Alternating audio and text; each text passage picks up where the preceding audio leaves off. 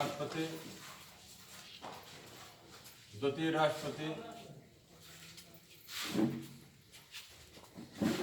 सर्वश्रेष्ठ सम्मान से भारत देश के सर्वश्रेष्ठ सम्मान से अलंकृत किए जाने वाले भारत रत्न सर्वपल्ली राधाकृष्णन जी के जन्म दिवस के अवसर पर आज हम सब लोग यहाँ पर एकत्रित हुए हैं और सर्वपल्ली राधाकृष्णन जी की मानना था, उनकी एक सोच थी, उनकी विचारधारा थी, उनका सपना था कि हमारे दिवस को, हमारे जन्म दिवस को लोग जन्म दिवस न मना करके बल्कि इसको शिक्षक दिवस के रूप में मनाएं।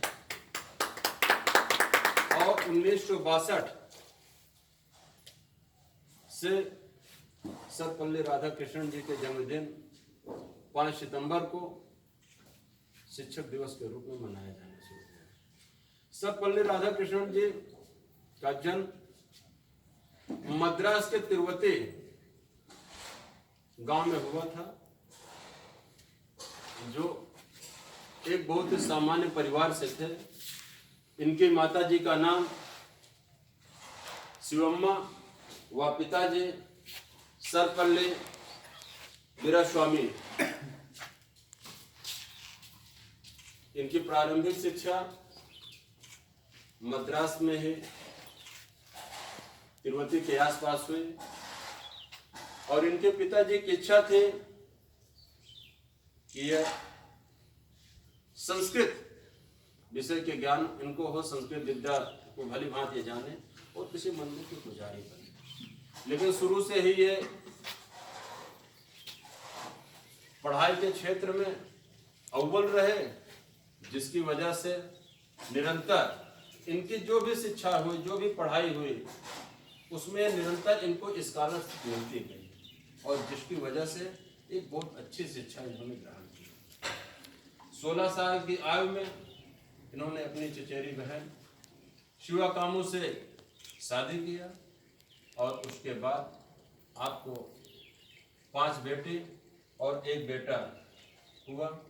1916 में मद्रास रेजिडेंसी में इनका सहायक अध्यापक के तौर पर इनका चयन हुआ और 1918 में मैसूर यूनिवर्सिटी में दर्शन शास्त्र के प्रोफेसर के तौर पर चयन हुआ। तत्पश्चात ऑक्सफोर्ड यूनिवर्सिटी में इनको निरंतर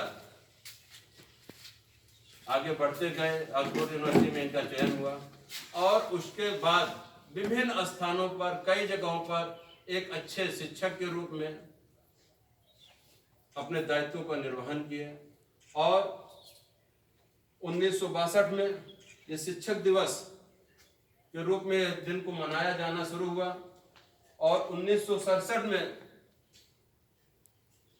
बतौर राष्ट्रपति होते हुए इन्होंने गणतंत्र दिवस के अवसर पर अपने उद्बोधन में इस बात को कहा था कि अब आगे हम राष्ट्रपति या इस तरह से किसी भी दायित्व को नहीं निभाना चाहेंगे। और 1968 गणतंत्र दिवस की स्पीच बतौर राष्ट्रपति इनकी आखिरी स्पीच थी और 13 मई 1952 को ये उपराष्ट्रपति हुए। 13 मई 1952 से 13 मई 1962 तक और 13 मई 1962 के बाद ये राष्ट्रपति हुए।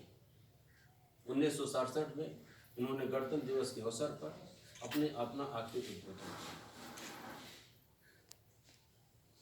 उप कुलपति के तौर पर इन्होंने जहां जिस विद्यालय से इन्होंने एमए की पढ़ाई किया था, उसी विद्यालय में उप कुलपति के पद पर इनकी तैनाती हुई और बाद में ये संपूर्णानंद विश्वविद्यालय बनारस में आकर के इन्होंने अपने दायित्वों का निर्वहन किया।